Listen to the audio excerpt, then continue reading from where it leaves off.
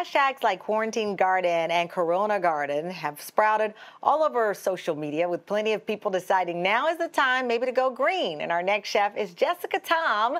Her recipe for success, well, she's the season 14 winner of Food Network star, a writer and author whose book has been published in 7 different languages, and a home gardening extraordinaire. And joining us from her home in Princeton, New Jersey, is Jessica Tom. Jessica, it's so good to see you. You know, I have, like a lot of people, grappled with having a garden, especially now. I go to the grocery store. There are a lot of fresh produce available, but it doesn't last long. And I'm torn about dried. So like a lot of people, I'm wondering, do I have enough space to have a garden, and what can I grow?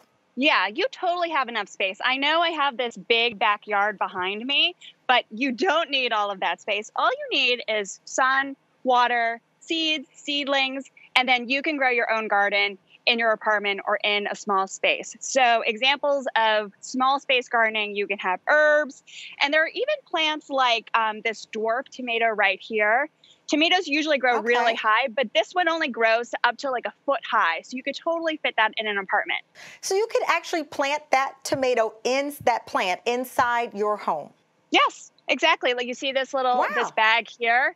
This is, it just needs full sun, and then you're all set and good to go. Yeah, you don't need all these huge, huge grounds or planting beds or anything. You just need dirt and a container.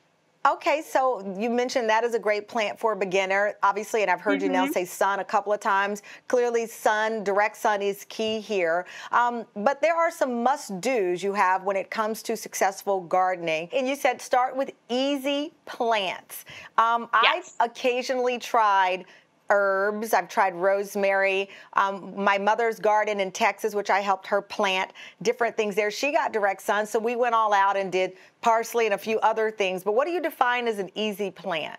So easy plant I define as fast growing, which means that it matures quickly so you can harvest it pretty soon. Resilient, meaning that, bugs aren't getting to it. It's not super finicky. Okay. And then also too, it is a prolific producer. So if you're going to go through the trouble of planting these plants, you want to have a lot of stuff that you can eat.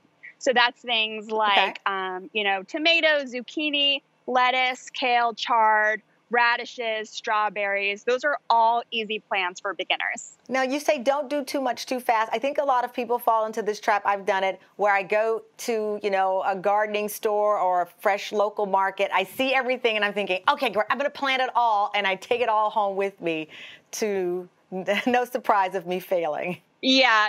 The key is to start small. Slow and steady wins the race. And, you might think that you are starting with basic vegetables, but trust me, when you grow it yourself, they won't taste basic. One of the other issues that we had with our garden in Texas particularly, we had a squirrel who clearly loved our tomatoes, and he or she would just wait for the perfect time and just pluck the tomato and run off. We gave up because we could not do anything about the squirrel. Any advice? Yeah, Tamron, that's the $1 million question. I mean, that is a huge, huge problem for gardeners around the world.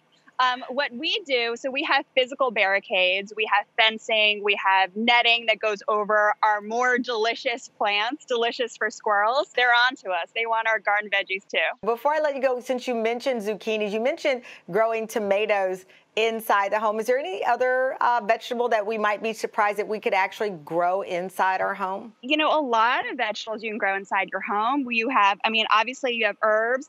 I really love lettuce. And so here I have 2 different types of lettuce. And the wonderful thing about this is that you can harvest it again and again if you just cut off the top.